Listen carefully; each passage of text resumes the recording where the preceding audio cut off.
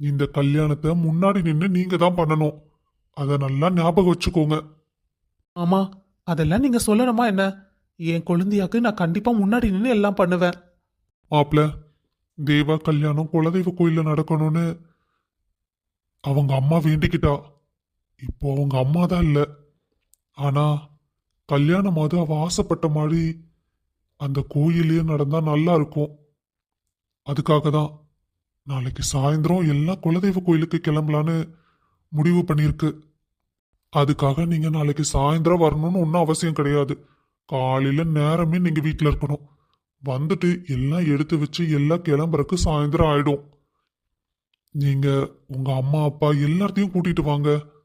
ஏன்னா இப்பதான் நம்ம ஒருத்தர் புரிஞ்சுக்க முடியும். குடும்பம் ஒத்துமையா இருக்கணும்னா புரிதல் முக்கியம் இல்ல. சரிங்கப்பா, நீங்கள் அதெல்லாம் ஒன்றும் கவலைப்படாதீங்க. அத்தை மாமா என் கொழுந்தனாரு என் தங்கச்சி எல்லாத்தையும் கூட்டிகிட்டு வர வேண்டியது என் பொறுப்பு. ரொம்ப சந்தோஷமா வெண்ணிலா.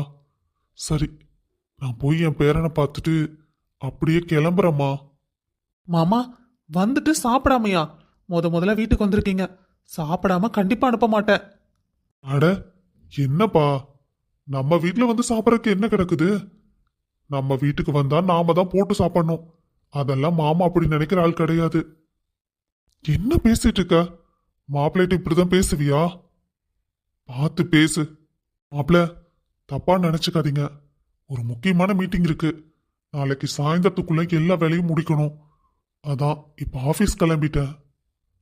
சரிங்க மாமா, நாளைக்கு காலையில நாங்க நேரமே வீட்டுக்கு வந்துடுறோம். ம், சரி சரி, நான் போய் என் பேரனை பார்த்துட்டு வரேன். ருத்து, கல்யாணம் நல்லபடியாக நடக்கணும்.